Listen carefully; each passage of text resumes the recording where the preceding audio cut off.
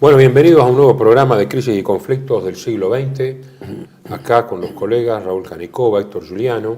Agradecemos al director Juan Manuel Suárez Pinto esta oportunidad.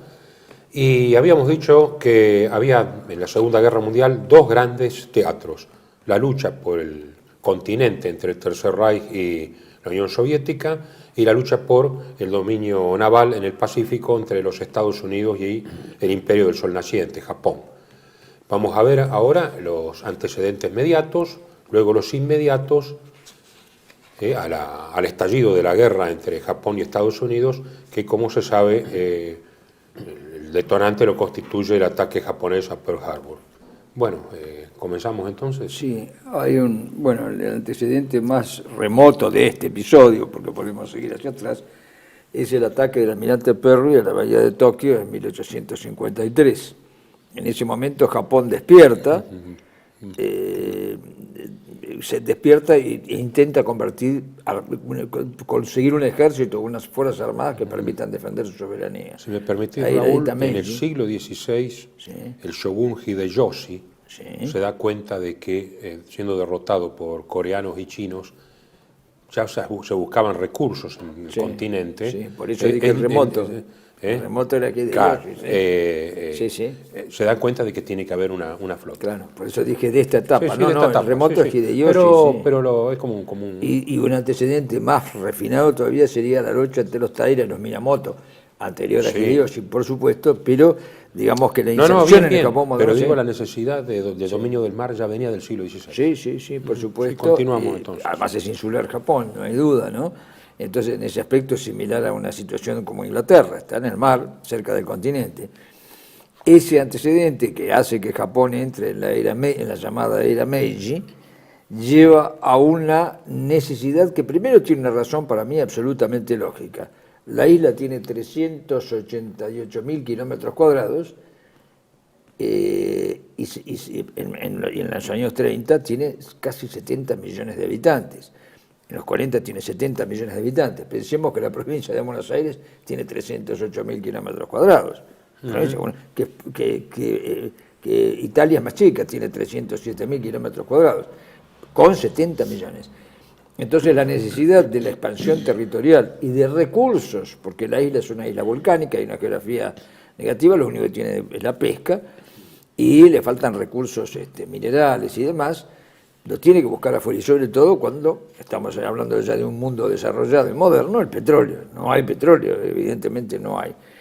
Eso lleva primero a un conflicto con Rusia, la Rusia de los zares entonces, que culmina, que la guerra ruso-japonesa, que culmina con la batalla de Tsushima y la toma de Puerto Arturo por parte de los japoneses, ¿no es cierto?, donde derrotan el almirante Togo, derrota a la flota rusa, y eso produce, por un lado, una especie de despertar glorioso en el Japón, pero a su vez una advertencia en Occidente que lo ha apoyado a Japón frente a Rusia. Inglaterra lo ha apoyado, frente a Rusia, Estados Unidos también elogian el ataque que ha hecho Japón en ese momento, el ataque sorpresa, que después se repite en Pearl Harbor, en ese momento lo elogian los futuros aliados, y después de la batalla de Tsushima, que Japón empieza a convertirse ya en una potencia naval, participa en la Primera Guerra del lado de los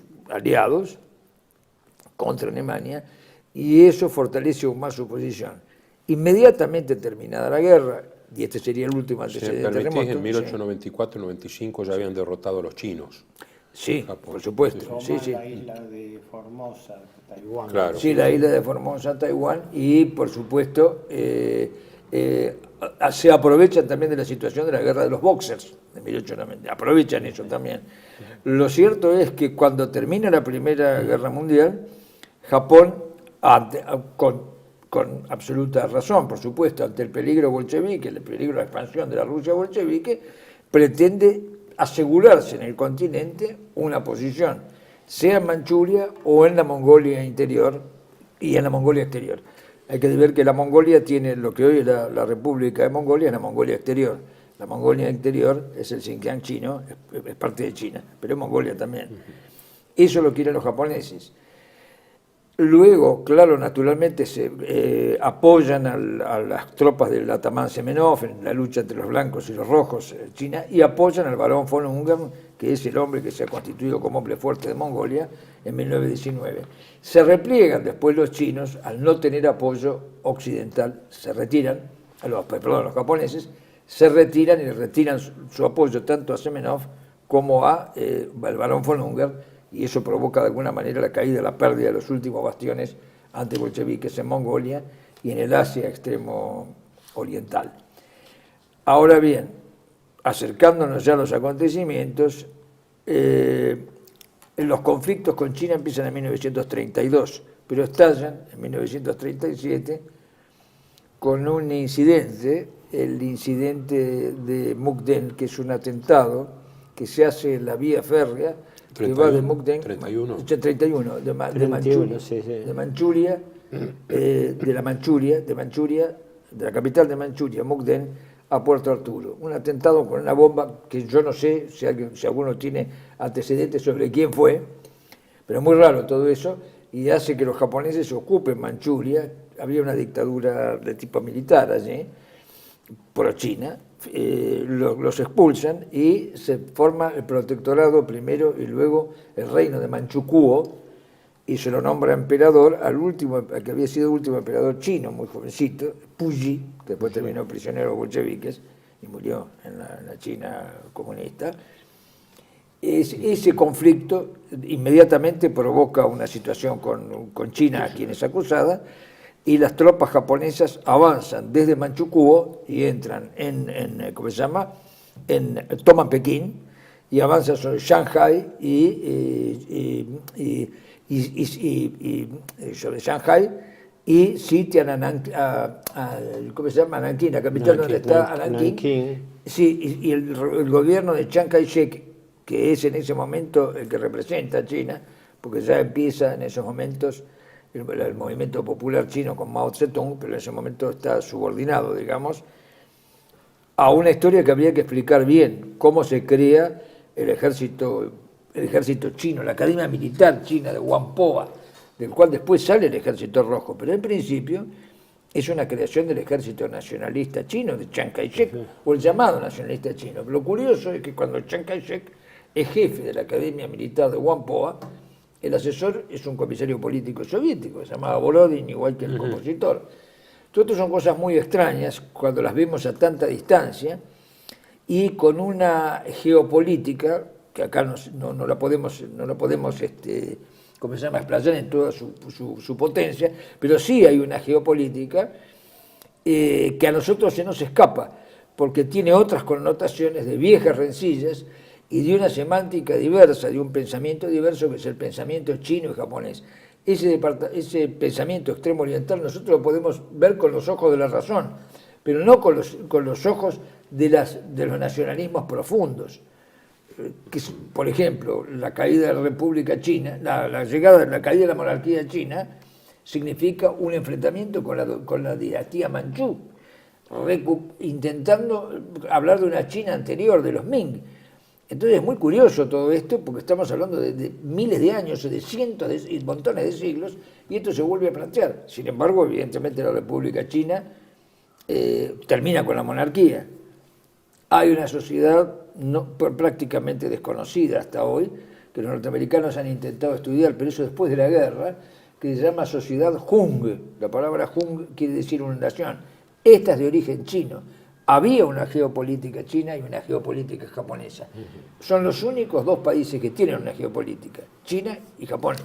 No hay si me permitís, en esa zona, ¿no? En esa zona, sí. Porque en el Pacífico ya Estados Unidos, si bien apoyó a Japón en 1905, sí, cuando ocupa Filipinas, después de la derrota de España, la guerra hispano-cubano-filipino-norteamericana, ahí entra en competencia. Exactamente, pero está visto en todo momento, tanto por la mentalidad china como japonesa, como una intromisión. Lo de España se lo había visto como una cuestión de comercio puramente, que estaban ahí los españoles hace 400 años, pero no se lo vio con los mismos ojos a Estados Unidos. Estados Unidos, claro, por supuesto, pero es el extracontinental. Continentalmente, el Extremo Oriente tiene dos geopolíticas, la japonesa, que la ha estudiado Haushofer, entre otras cosas, y la china, y la japonesa. Y la Quería comentar dos cosas que no se pasen. Una, en 1922 hubo una conferencia importante que se llamó Conferencia de las 9 Potencias, que las potencias vencedoras de la Primera Guerra Mundial, entre las cuales estaba Japón, que le tomó las colonias a Alemania en la de Carolina, la Primera Guerra, Mariana, las islas del Pacífico las tomó Japón. Se estableció una especie de status quo que abarcaba no solamente el mundo, sino también el Pacífico, porque todas eran potencias coloniales en el Pacífico. Entonces, desde ese momento se arrastraba una especie de reserva, resentimiento de Japón contra las potencias occidentales, porque no nos olvidemos que las colonias británicas en China, como Hong Kong, de Francia en Indochina, las Indias orientales holandesas, en lo que era Insulindia o que ahora es Indonesia, la ocupación norteamericana en Filipinas, era algo así como decir, ahí el único país independiente que no tenía colonia era Japón, mientras que estas potencias europeas o blancas, en cambio, controlaban el tema. Eso es importante. Y China. Japón y China. Japón y China controlaban el Extremo Oriente y con un factor estratégico clave que era la base de Singapur, ¿no? Que era el nudo de las comunicaciones. Eso es un detalle importante del arrastre de cómo se van polarizando las cosas en contra, porque hay una realidad. La geopolítica de Japón, por analogía con Inglaterra, con Italia también, es la de un país sin recursos naturales, Sí. que dependía en un 90-95% de los recursos extranjeros, recursos desde alimentos hasta petróleo y metales. Con lo cual, el trauma, digamos así, de la política japonesa era cómo tener un aprovisionamiento propio, es decir, cómo tener autarquía económica para el acceso a los recursos. Eso es lo que lleva a la política de expansión contra la China debilitada, porque ellos tenían en el norte, en Henan, la revolución comunista con Mao Zedong. Exactamente. Y en el centro-sur, el control del gobierno institucional de Chiang Kai-shek dividido entre señores feudales de la guerra. Y para eso era importante el tema naval. Y en la conferencia de Washington del 2022, Japón es humillada porque se reservan, en ese entonces el acorazado era el pivote, digamos, de las flotas, 5, o sea, Estados Unidos 5, y Japón 3. Japón dice 10 y 7 y no lo aceptan, y eso origina una reacción revulsiva en Japón, esa humillación cuando sube Hirohito al poder, donde el partido militarista va ganando terreno. Yo creo que eso, no sé si fue en el año 34 o 35, cuando se produce el incidente de Mukden en 1931, se desata lo que sería la primera de las dos guerras chino-japonesas de la década del 30, que lleva, como vos dijiste, a la constitución del estado satélite de Japón de Manchukuo, y lleva a la hegemonía de Japón sobre Manchuria, que era la zona de petróleo y minerales que aprovechaba Japón, ¿no? A raíz de eso, la Sociedad de las Naciones reacciona violentamente y Japón sale de la Sociedad de las Naciones, ¿no? Y en el año 34-35 denuncia el tratado naval que lo limitaba, porque fue una de las precedentes de cómo los intereses japoneses, que eran los intereses del Asia Oriental, en ese momento más representativo, empiezan a chocar con los intereses occidentales. Sí. Y ahí Japón, ¿no?, tiene un plan, el plan Tanaka, ¿no?, y la gran Asia. ¿Cómo es eso, Raúl? La esfera de coprosperidad. Sí, exactamente. Bueno, ahí sí, por eso dije, son los dos únicos. China, no lo puede expresar China todavía, no lo puede, pero son los únicos dos países que tienen pensada una geopolítica o que puede generarse una geopolítica. Los demás no se lo plantean porque es decir, son colonias. Indonesia no existía, son las Indias Orientales holandesas. La Malasia se llama Strait Settlements, establecimiento del estrecho. ni siquiera se lo conocía por su nombre, sino simplemente establecimiento del estrecho. Es una cadena de factorías controladas, por supuesto, por Inglaterra, que se encuentran con Estados Unidos en Filipinas. Hay un cierre del círculo anglosajón en el mundo, por un lado Malasia y por el otro lado Filipinas. Evidentemente Japón y China quedan afuera, es decir, quedan absolutamente afuera. Para Japón es una cuestión vital. Para China puede resolverla expandiéndose o intentar expandirse, como en algún momento lo intentó sobre Mongolia, y tener un conflicto con Rusia, como en algún momento como lo tuvo algunas veces, varias veces.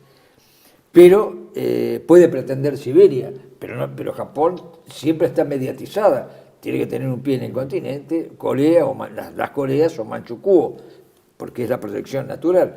No solo por recursos naturales, que es fundamental, sino porque de esa manera no se puede generar, no puede tener una geopolítica operativa sin esa falta de recursos. Esto es algo que no nos damos cuenta, porque lo vemos para mal o para bien, o con los ojos norteamericanos o con los ojos británicos.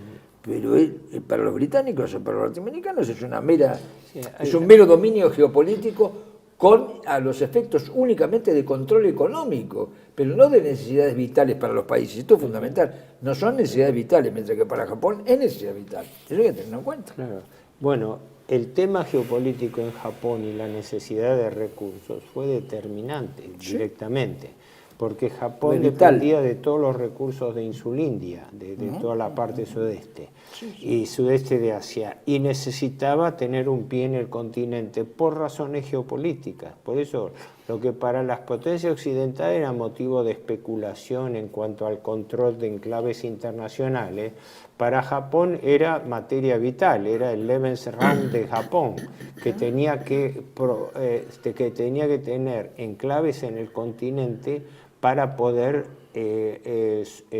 tener aprovisionamiento propio, que fue lo que lo llevó a Manchuria. Sí, pero además hay un trasfondo, digamos, que es cuando el ministro Konoye en el 40 proclama el Dai Nippon, o sea, el Gran Japón, como esfera de coprosperidad con una moneda común, un yen común. Eso yo lo tenía para desarrollar, pero adelanto un hecho. Eso que se llamó esfera de coprosperidad del Gran Asia Oriental, lógicamente pensada bajo la orientación del Japón y su hegemonía, era también un salto fundamental de algo que después, años más tarde, lo iba a reclamar hasta último momento, antes de Pearl Harbor, el general Tojo, ¿no? Primer ministro, cuando dice Japón está en el dilema de ser una potencia o ser una pequeña isla, volver a ser una pequeña isla pobre del Pacífico. Exactamente. Esa era la mentalidad con que esa mentalidad es la que desplazó al príncipe Konoye como primer ministro, que lo puso a general luego mariscal Hideki Tojo, que es el que vos nombrás. Tojo es primer ministro por eso. Se dice el partido de la guerra, pero lo que pasa es que la connotación como está presentado esto es una connotación que excluye esto otro que vos acabas de señalar. Se morían de hambre, necesitaban los recursos vitales, no era un negocio, ni una ambición desmedida. Este es el problema. Yo digo siempre, por razones lógicas, la guerra del Pacífico ha sido menos profundizada que la de Europa. Y hay menos bibliografía. Eso es, pero... No, hay desde ya hay bibliografía técnica, pero profundizada en este sentido, en que las características del llamado partido de la guerra, que era en realidad la línea dura japonesa, más que un partido de la guerra, porque el partido de la guerra es aquel que, como en el caso de Van Citar en Inglaterra, y el Brain Trust de Roosevelt estaban planificando la guerra. Y en cambio, la línea dura que representaban ahí el ejército y la armada, que, como lo vamos a ver después, paradójicamente eran los que no querían ir a la guerra.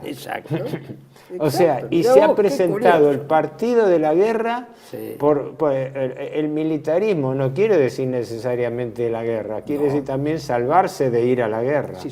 Que era esto. Y una cosa que acoto que vos comentabas, breve, una cosa que acoto es esto: hasta fines de la década del 20, dada la anarquía que existía en China, los señores feudales, los llamados señores de la guerra, las luchas intestinas, el surgimiento del comunismo, Las potencias occidentales estaban muy divididos entre a quién apoyar.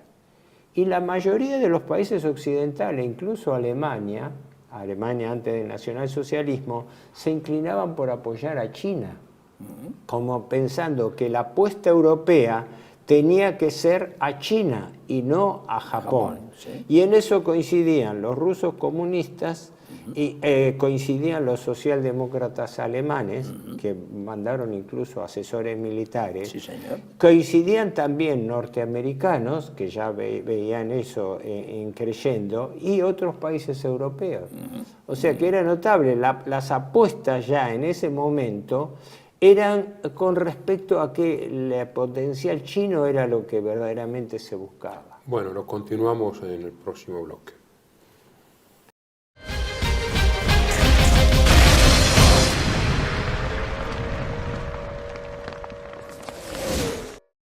Bienvenidos a CEPA, Centro de Estudios del Pensamiento Americano.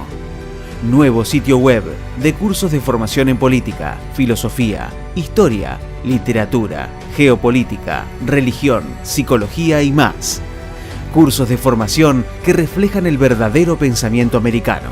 Lo invitamos a elegir el curso de su agrado ingresando en www.cepa.la.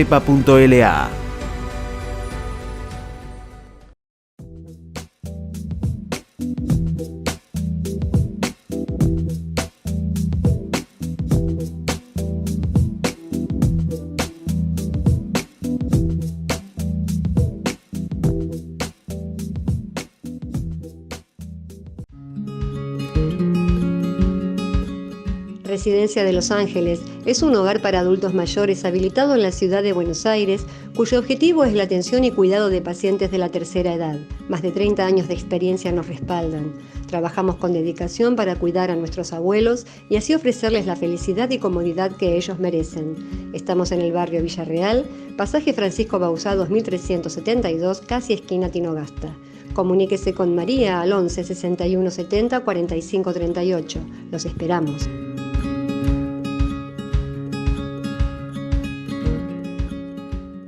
Decir siempre la verdad primero tiene un precio.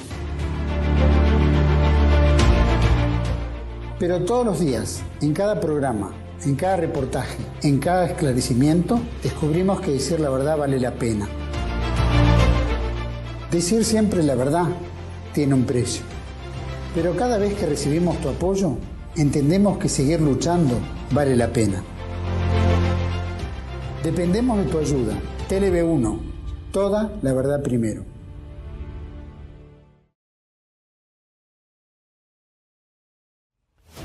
El mundo detrás de las cortinas, la historia como instrumento de control de las masas de Samuel Cruz.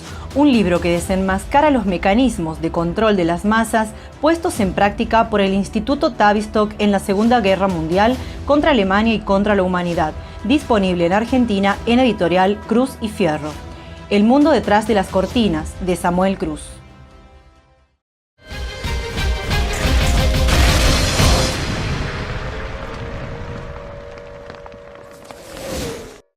Bueno, continuamos entonces con los antecedentes del estallido de la guerra entre Claro, los Japón y que Estados serían Unidos. antecedentes inmediatos, porque Raúl dio el panorama de cómo venía el conflicto chino-japonés, ¿no?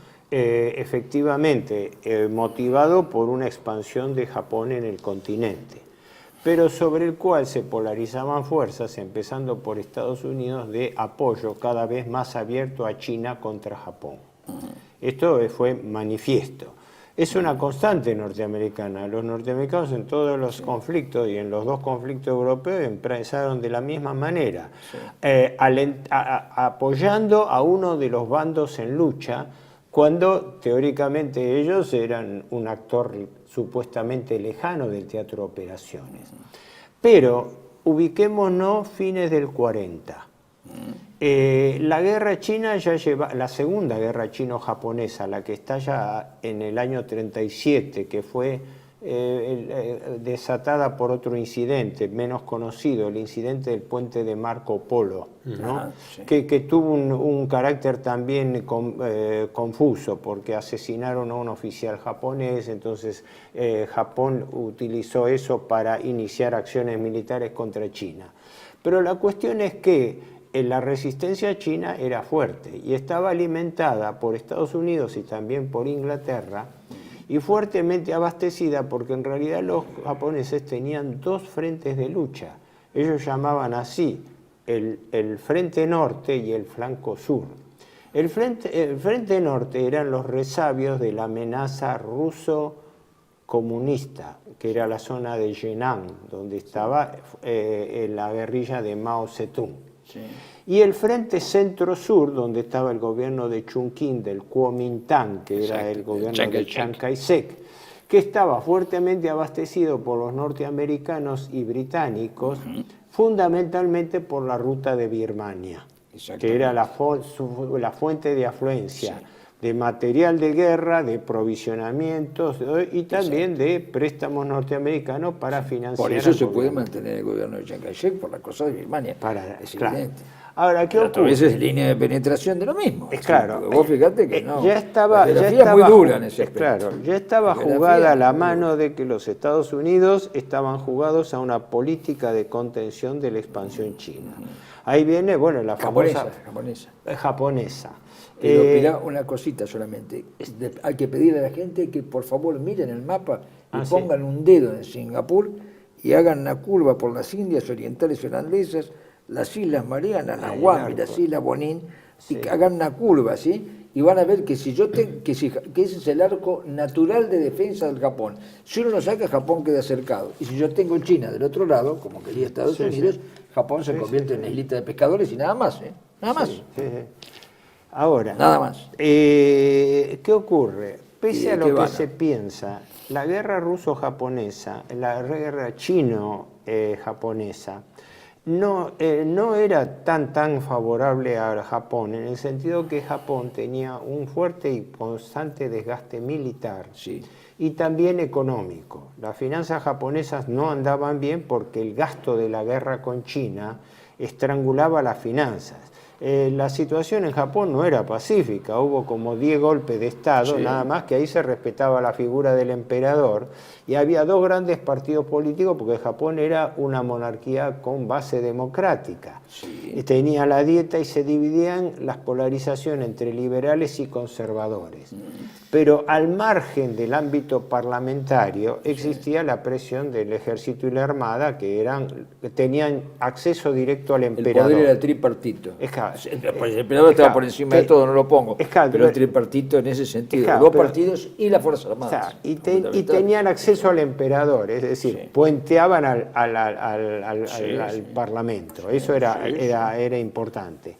Ahora bien, en ese momento, Yarregi había sido primer ministro antes. Por una pequeña distinción que es esta. El Parlamento siempre es deliberativo, para bien o para mal. Y las Fuerzas Armadas son decisivas.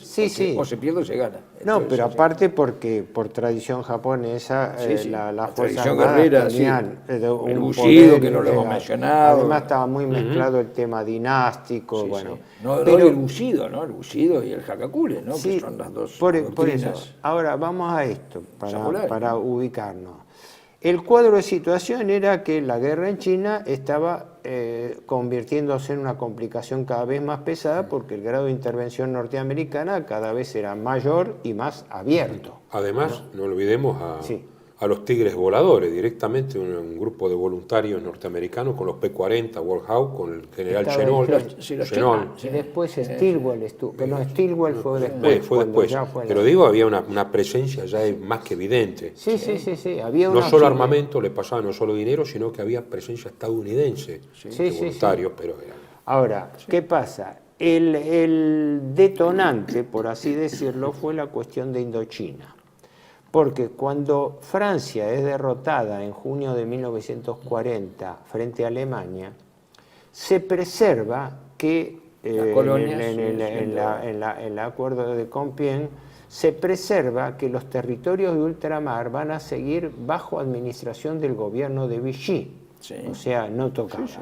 Y la Indochina francesa era una colonia francesa que ya había tenido toda su historia y toda su controversia, porque no era un solo país, sino que era más grande que el Vietnam de hoy, inclusive. ¿Cómo? Era más grande no, porque claro, era Tonkin, ocupaba Laos, Camboya, Tonkin, Vietnam Annam y Vietnam, que son tres... y parte de Tailandia, la ex Siam, que reclamaba territorios que correspondían a Vietnam. O sea, pero bajo la unificación francesa, eso había sido... El Vietnam, que nombramos hoy, tiene 3 regiones. Arriba es el Tonkin, que es el Vietnam del norte. Sí. Annam, que es la zona media, y Cochinchina, que es el sur, donde está Saigón. Y ahí se armó. Por eso, déjame llegar a ese punto, porque ahí yo creo que ese fue objetivamente el detonante.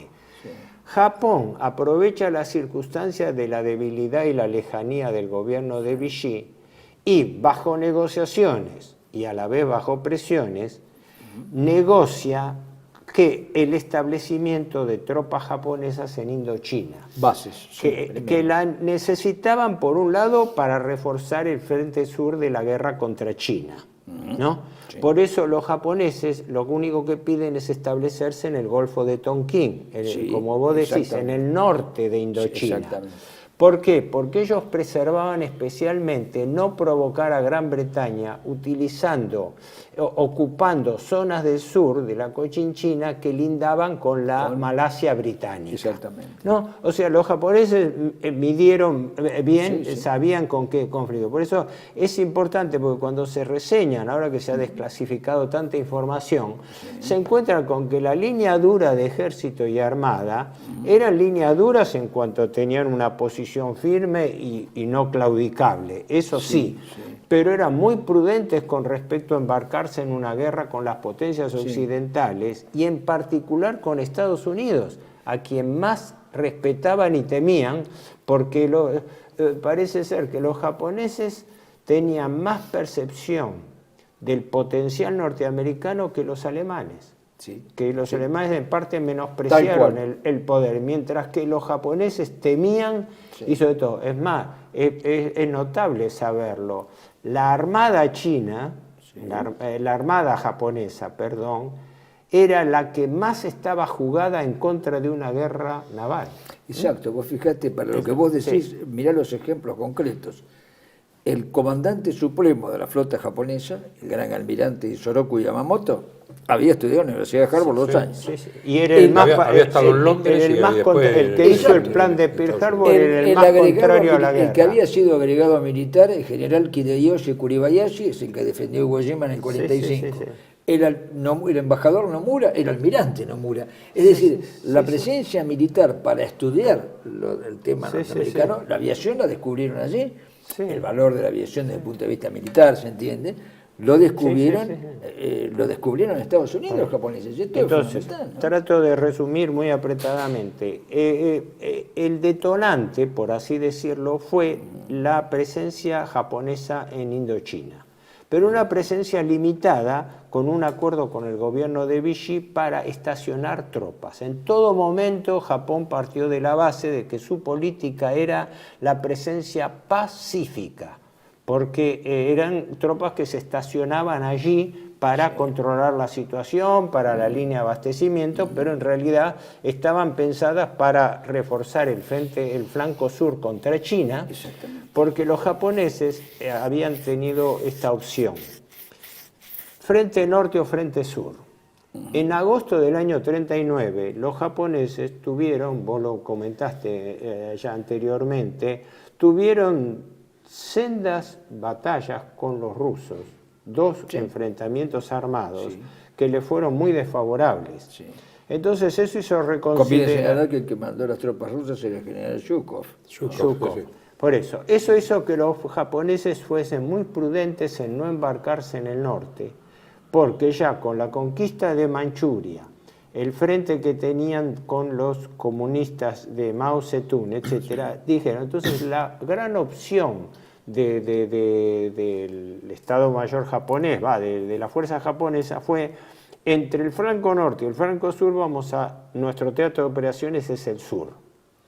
Entonces, la expansión en Indochina era un precedente para estar posicionados allí, cerca de la Malasia británica y eventualmente Singapur, la principal base, pero lo que más le preocupaba a los japoneses era la posibilidad de cortar la ruta de abastecimiento de Birmania, por lo cual los norteamericanos e ingleses le estaban mandando... India, Birmania, claro.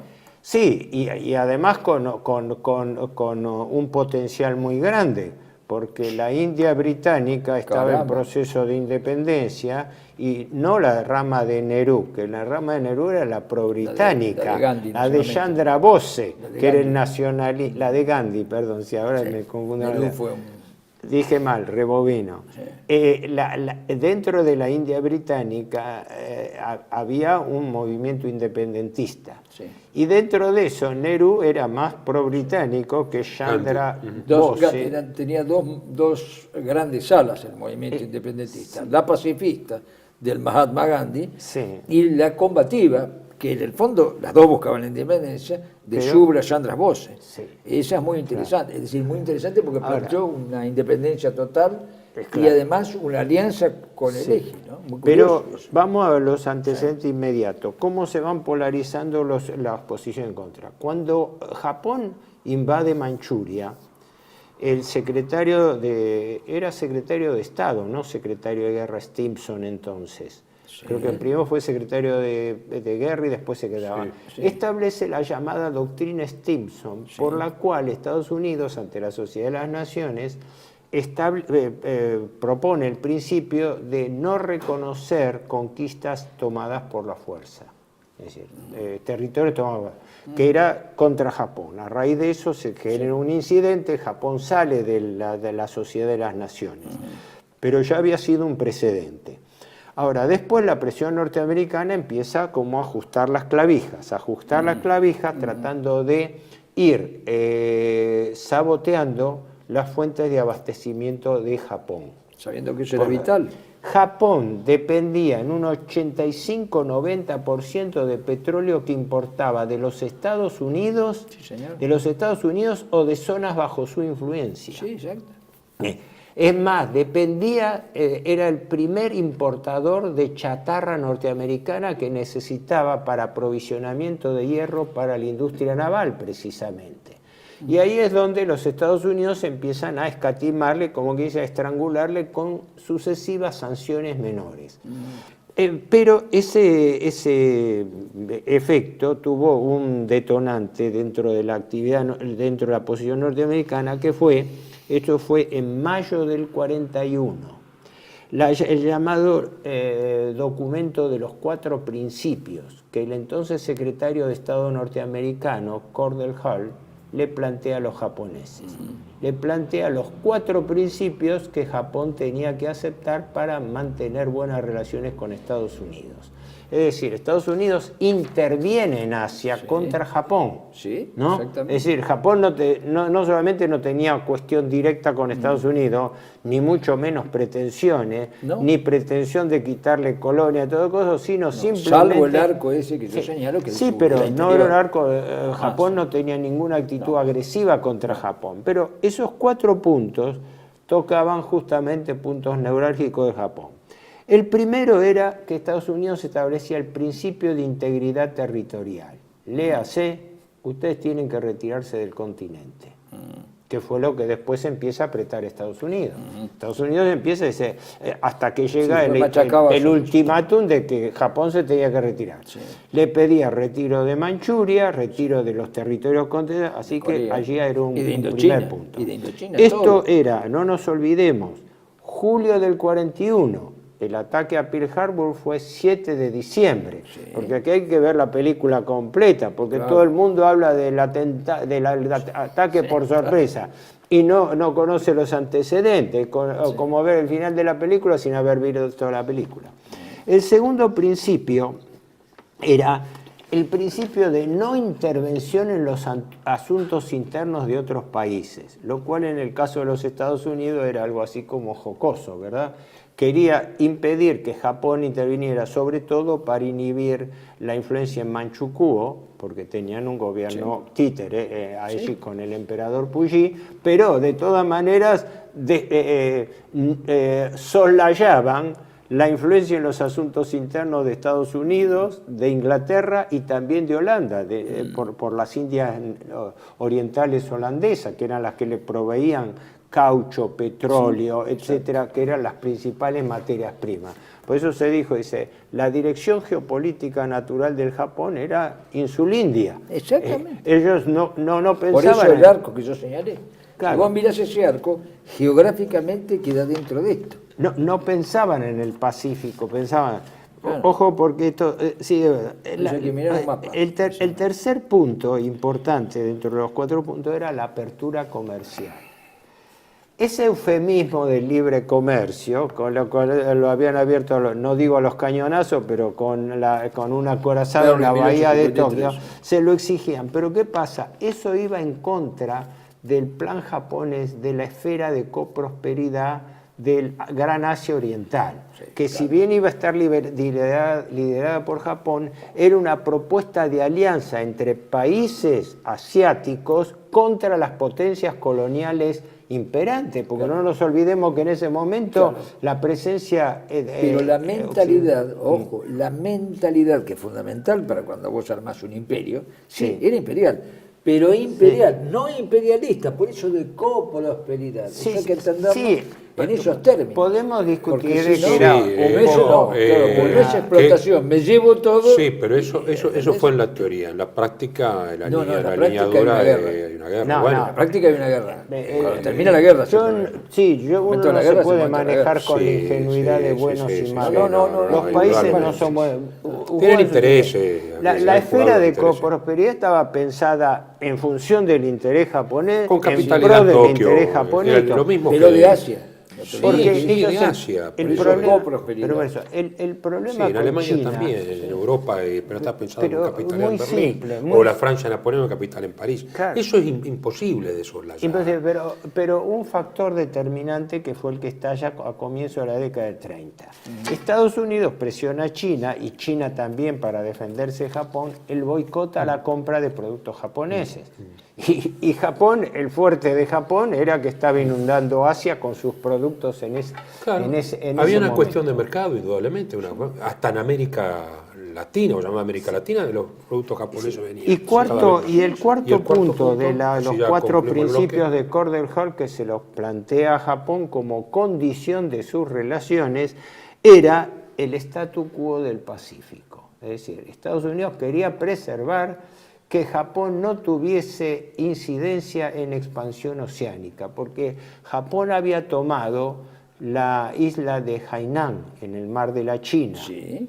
Tenía intereses afines en Filipinas, aunque no intervención directa, ¿no? Y tenía también algunas islas, las que había tomado de Alemania, no sé si las islas Bismarck habían sido alemanas y todo. Sí, las palabras. Y entonces la condición que le ponía Estados Unidos es no cambie el statu quo del Pacífico. Bueno, lo seguimos en la otra porque vienen 2 pasos muy importantes. Sí. Lo seguimos en el otro bloque.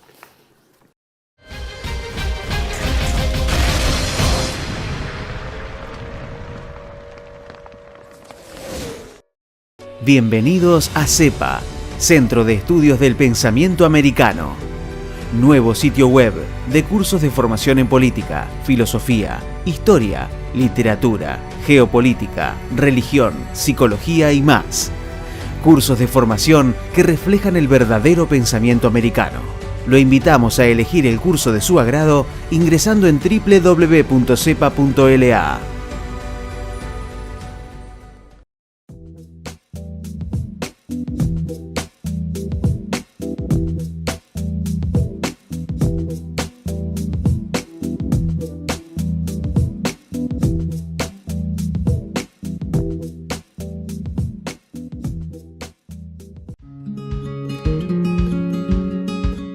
Residencia de Los Ángeles es un hogar para adultos mayores habilitado en la ciudad de Buenos Aires, cuyo objetivo es la atención y cuidado de pacientes de la tercera edad. Más de 30 años de experiencia nos respaldan. Trabajamos con dedicación para cuidar a nuestros abuelos y así ofrecerles la felicidad y comodidad que ellos merecen. Estamos en el barrio Villarreal, pasaje Francisco Bauzá 2372, casi esquina Tinogasta. Comuníquese con María al 11 61 70 45 38. Los esperamos.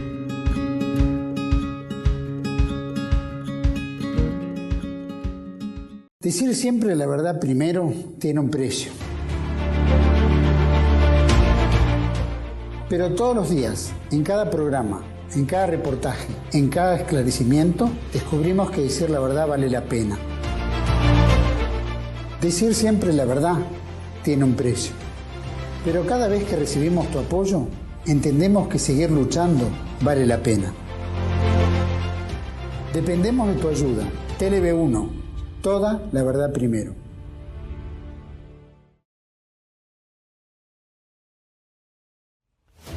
El mundo detrás de las cortinas, la historia como instrumento de control de las masas de Samuel Cruz.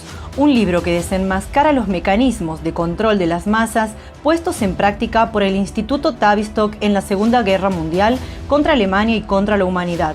Disponible en Argentina en editorial Cruz y Fierro. El mundo detrás de las cortinas de Samuel Cruz.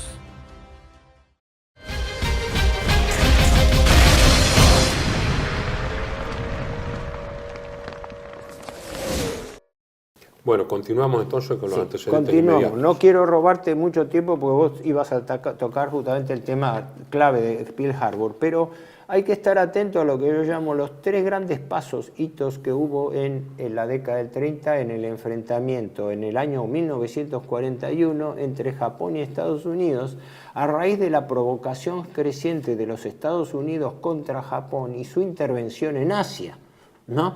El primero había sido, como dijimos, la declaración de, esto fue en abril, fines de abril del año 41, el secretario de Estado norteamericano Cordell Hull le plantea los 4 principios a Japón, con lo cual le circunscribía el tema, tanto militar, expansión política y fundamentalmente el apoyo norteamericano a China. Era algo más que un circunscribir, le ajustaba el cinturón y lo quería volver. Sí, era un cerco. En Japón la opinión pública se manejaba con la campaña contra lo que llamaban el cerco ABCD, sí, que era lo que ellos llamaban Estados Unidos, Gran Bretaña, China y los Países Bajos, porque toda Insulindia era colonia, y porque Indonesia, Holanda pasó lo mismo que con Francia. Los territorios de ultramar, que eran ricos en caucho, en petróleo y todo, quedaron independientes y bajo la influencia anglo-norteamericana. A raíz de eso se guardan, hubo una serie de reuniones de enlace con el emperador, donde en Japón se debatía esto, que se debatía que había puntos innegociables. Creo que la Armada había definido lo que ellos llamaban al príncipe Konoye, que era dentro de todo el más pacifista que había, los 3 principios innegociables de Japón. El primero y principal era que ellos no se comprometían en el frente norte contra Rusia, para preservar, porque veían que el peligro lo tenían en el sur, ¿no?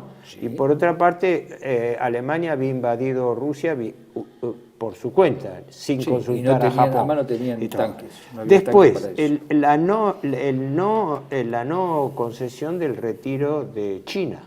Eso no solamente por una cuestión de honor, era una cuestión práctica, no podían perder eso. Y tampoco ser circunscriptos a las materias primas, porque eso rompía el esquema económico japonés. A raíz de eso, Estados Unidos endurece las negociaciones y en julio, fines de julio, el 26 de julio, Estados Unidos establece las sanciones contra Japón, donde establece, a través de un decreto de Roosevelt, que después es refrendado por el Congreso, pero fue un decreto del presidente Roosevelt, establece sanciones contra Japón con el argumento de su establecimiento en Indochina. Y en ese momento establece, primero, el embargo petrolero contra Japón, que era vital. Corta los lazos comerciales con Japón, que proveían chatarra y productos. Confisca los bienes, los activos japoneses en Estados Unidos. Exacto. A ver, esperemos, le declaró la guerra económica. El 26, yo digo siempre, el 26 de julio de 1941, Estados Unidos le declaró la guerra económica a Japón. Exacto. Medio año antes de Pearl Harbor.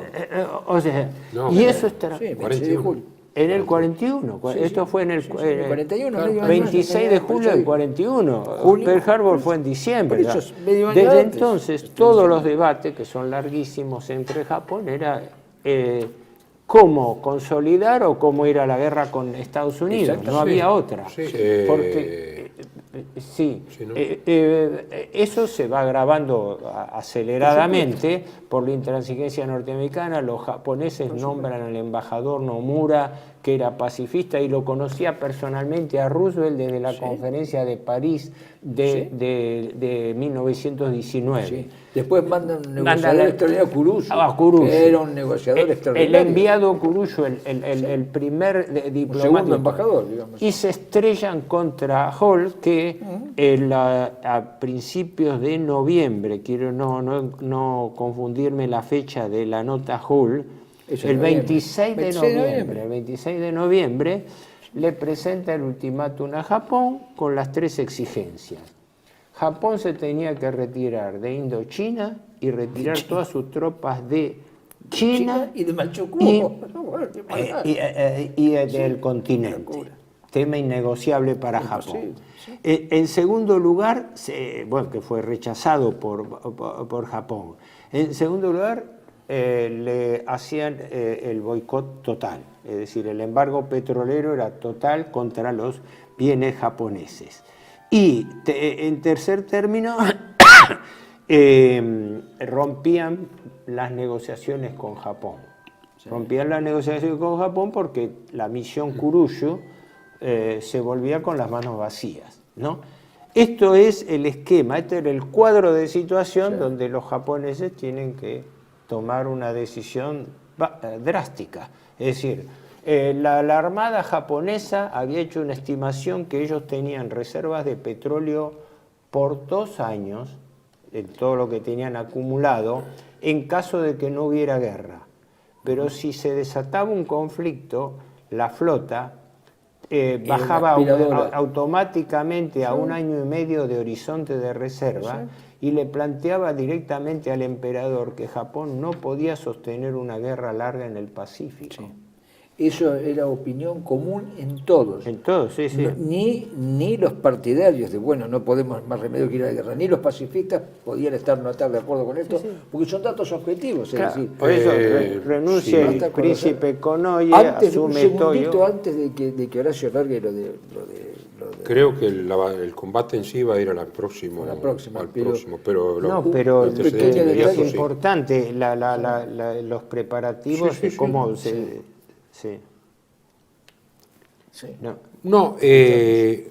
Cuando se hace la reunión con el emperador, el jefe de Estado Mayor del Ejército, general Sugiyama, y Nagano, el almirante, el emperador Hirohito dice, contemplan con frialdad al general, ¿no? Dice, acá tenemos que hacer justamente esta barrera en las islas, hasta el Golfo de Siam, y después más abajo tenemos que tomar todos los recursos de las Indias holandesas y directamente aprovisionarnos, pero el emperador Hirohito le dice, me parece recordar que era usted ministro de la guerra al iniciarse el incidente con China. Sí, dice, y Hirohito prosiguió con aguda y sarcástica voz. Fuimos informados entonces, por usted, de que el incidente sería zanjado en un mes. Hasta de esto ya 4 años y no puede preverse aún el final. Y usted dice que en pocos días, en 50 días, en cada objetivo, decía Sugiyama. Sí. Tomar, digamos, el sudeste, ¿no? Lo mira desalentado al almirante Nagano, que le devuelve la mirada impasible. Sugiyama comienza a aludir a la enorme extensión de China, dice, ¿Es China más extensa que la zona del Pacífico implicada en los proyectos de ataque? Le dice Hirohito. ¿Verdad que no? Si no hemos podido conquistar China en 4 años, ¿en qué basa usted un pronóstico de 6 meses? Dice, quede bien entendido de que son nuestro deseo el continuar con las negociaciones diplomáticas mientras sea posible. Ahora, ¿por qué entonces se va a la guerra? Indudablemente que aquí entra el almirante Yamamoto, que como bien se dijo, no quería la guerra, porque conocía el tremendo potencial industrial de los Estados Unidos, porque había estado ahí. Primero había estado en Londres, y después había estado en Estados Unidos 2 años, él dominaba el inglés, tenía relación, incluso había tenido relación con él, que sería después de Pearl Harbor el nuevo comandante en jefe del Pacífico, Nimitz. Era un hombre que conocía muy bien Estados Unidos. Pero cuando es consultado, dice, si hay que hacer algo, yo no quisiera, pero si hay que hacer algo, si estamos conviendo, hay que hacerlo ahora. Porque el programa de construcciones navales de Estados Unidos ha acelerado.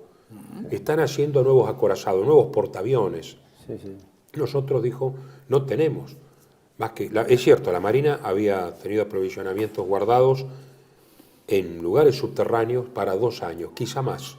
Pero claro, esto en tiempo de guerra, si nosotros necesitamos tomar sí o sí, no solo las Indias holandesas, ir hacia el sur, Singapur, sino que tenemos que acorralar a la flota estadounidense lo más lejos posible. Claro. Y tenemos que hacer un cinturón defensivo, dijo. Aleutianas, Wake, Midway, las Salomón, bueno, las Carolinas, que ya las tenía, las Gilbert, exacto. Y rodear Australia. Claro, el cinturón es prolongar el cinturón. La discusión era, creo que la discusión era con respecto a si se podían tomar las islas Hawái. Y la opinión de la Marina fue que no iba a ser posible. Pero ellos pensaban que con un avance japonés inicial, tomando lugares estratégicos, iban a obligar a que la quinta flota, era la del Pacífico, se replegara a California. Y fue Estados Unidos en el año 40, mitad del año 40, que Roosevelt lleva el comando de la flota del Pacífico a Hawái. Es una movida lógica, ¿no? Horacito, Héctor, la línea esa que yo señalé de las Islas Palau y de las Marianas, que era lo que habían heredado de la Primera Guerra de los alemanes, ellos dicen, este es nuestro cinturón defensivo seguro. Ahora, impulsarlo más allá hacia las Gilbert, las hélices, las Wake y las Aleutianas, porque el mapa lo dice. Lidl Hart explica eso bien, cómo Japón había establecido un perímetro de seguridad y un periodo de expansión, pero ellos querían preservar el perímetro de seguridad, era la ruta de Insulindia, todo eso. Y el otro de protección a ese. Por eso, y la única forma... Mirando el mapa está Aleutianas, Wake, Guam y el otro, ¿cómo se llama? Y Gilbert y hélice. Es eso. Y rodear Australia. Claro, exactamente, y pasar por el norte de Australia. Según parece, las opiniones de la Armada, transmitidas al emperador con toda crudeza, fueron de que el Japón no podía afrontar una guerra larga naval. Yamamoto dijo, 6 meses de triunfo, 6 meses de empate y después yo no respondo por lo que ocurra. Así que hay que destruir la mayoría de la flota norteamericana de entrada. De ahí entonces piensa en el plan Z, que es el ataque justamente a la base principal que los norteamericanos habían trasladado casi al medio del Pacífico, que es la base de Pearl Harbor. En Pearl Harbor lo que se demuestra, porque Yamamoto no era un almirante de acorazado, Japón estaba dominado por los almirantes de acorazado. De hecho, los 2 más grandes acorazados se estaban construyendo, el Yamato y el Musashi, de 65.000 toneladas de arqueo. Eran unos mastodontes inmensos que Yamamoto dice valen tanto como la espada de un samurái en este momento. Lo que vale es el portaaviones. Pero a diferencia del portaaviones como apoyo a desembarcos y a los acorazados, el portaaviones como arma ofensiva, como arma de ataque. Los japoneses estaban orgullosos de sus portaaviones. Tenían 10 portaaviones, de los cuales 6 eran muy buenos, pesados, ¿no? Frente a 3 de los Estados Unidos. Los ingleses jugaban a placer porque estaban en Singapur, hacia el Índico. Los japoneses tenían en ese momento 35 cruceros, 111 destructores y 65 submarinos. Era realmente una fuerza muy considerable, era la tercera marina del mundo. Portaaviones pesados tenían 4, ¿no? El Akagi, el Kaga, Soryu, el Shiryu, Hiryu, Esos son los Shokaku 4 que y se Suikaku. perdieron en y Midway. después abajo el Shokaku, sí, Esos son sí, portaaviones aquí te dicen, ligeros. sí. El Ligeros, ataque, sí, el ataque a Pearl Harbor debería hacerse con 6 portaaviones, los 6 mejores que tenía. Akagi, que es Castillo Rojo, porque son todos nombres muy poéticos, porque son tomados de la tradición japonesa, que tiene mucho de fábula. Akagi, Castillo Rojo, Kaga, que era el gemelo, alegría exultante, pero acá quiere decir una cosa. alegría exultante, Soryu, dragón volador, Hombre, que eso no es Hiryu, dragón verde, Shokaku, grulla ascendente, y Suikaku, grulla feliz. Sí. Con 2 acorazados rápidos, el Ie y Kirishima, que eran buques de la Primera Guerra Mundial, pero eran los más rápidos, menos armados, digamos, y más, ¿no? 2 cruceros pesados, el Chikuma y el Tone, un crucero ligero, la Bukuma, es decir, y 9 destructores y 8 barcos tanques. Ahora, ¿qué pasa? Los Estados Unidos sabían todas estas maniobras desde el año 34. Cuando Japón se pone, digamos, como challenger en el área, después del año 20, empiezan toda una cadena de radioescuchas, Filipinas, en el medio del Pacífico, bueno, Wake, es decir, y empiezan a cruzar información, pero no tenían todavía la forma de desencriptar el código púrpura, que era el código japonés. No Era es el que también se llama Código de los 4 Vientos. Código de los 4 vientos. Creo que sí, era sí. así, Código de los 4 Vientos, pero el libro púrpura, algo así, Sí, eso sí, lo sí, habla sí. en la mente. Y Magic era el aparato desencriptado ¿Cómo? porque Magic, Magic. sí. Sí. Porque en el 34 parece ser que le fotografiaron a no se sabe si el embajador o alguien muy allegado a la embajada en Washington, que le gustaban cierto tipo de mujeres, entonces le fotografiaron ahí, digamos, en una noche de amor. Lo distrajeron. La cuestión, para... sea como sea, esto era como tener Enigma a través de Ultra, nada más que no hubo un trabajo tan elaborado. El código púrpura... Entonces la atendía dulce, alguien le firmó la... Claro. El tema es que, sabiendo el código, sabían todas las maniobras, no los detalles, pero sabían las maniobras. Y empezaron a ralentizar información. Es más, a principios del 41 se hizo un ejercicio, digamos, sobre... ¿Quién es el que fue, digamos, chantajeado o, bueno, de alguna manera engañado por la... En el 34 había que ver quién era embajador. No, o personal de la embajada. Sí, yo... Y informa. Y Chismo Cagata. Bueno. Haciendo un toque de humor, está bien.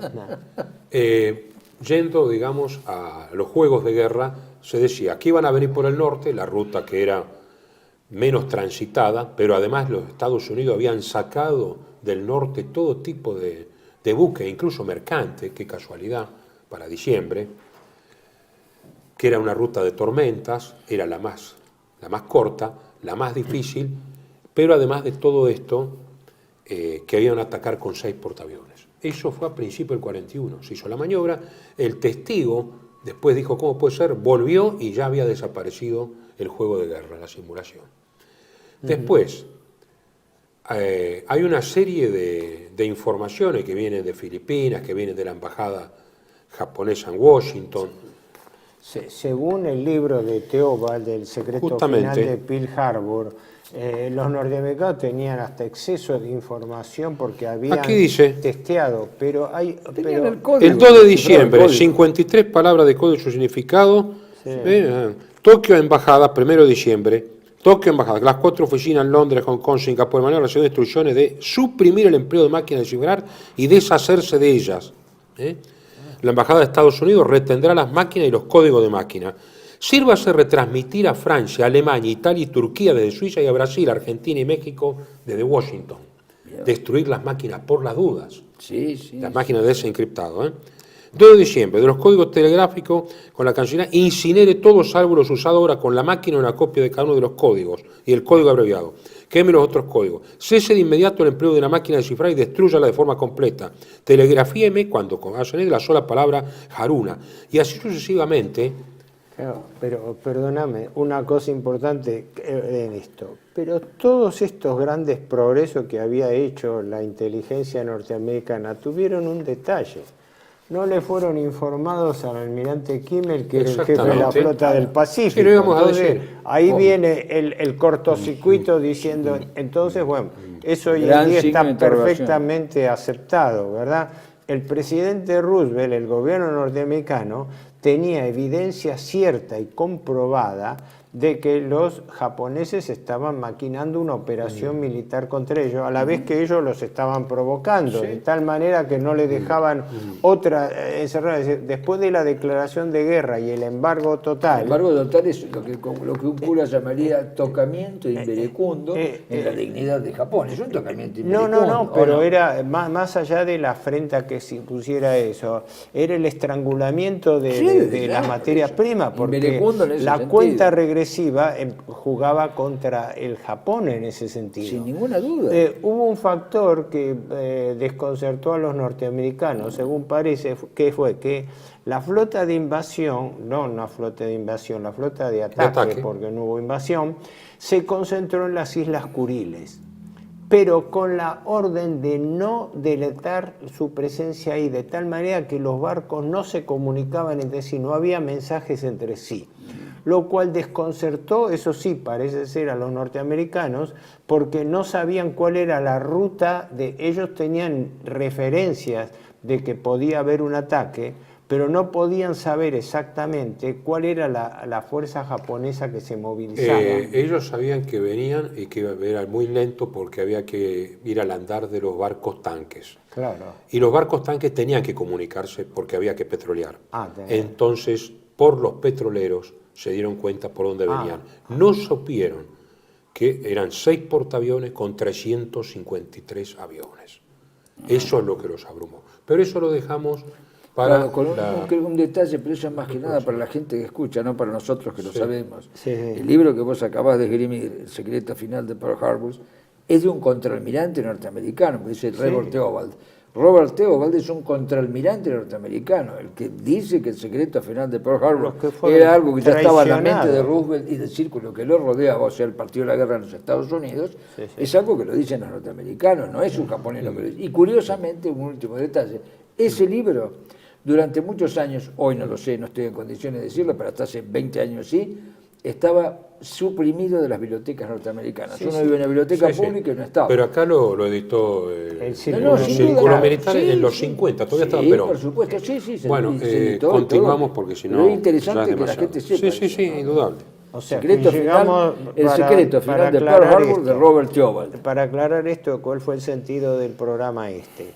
Hemos analizado los antecedentes por los cuales la intervención creciente norteamericana contra Japón en Asia llevó progresivamente al conflicto, y a un conflicto abierto bajo provocación norteamericana, que desembocó, casi diría en forma forzosa, obligada, a que Japón tuviese que actuar de alguna manera acorralado.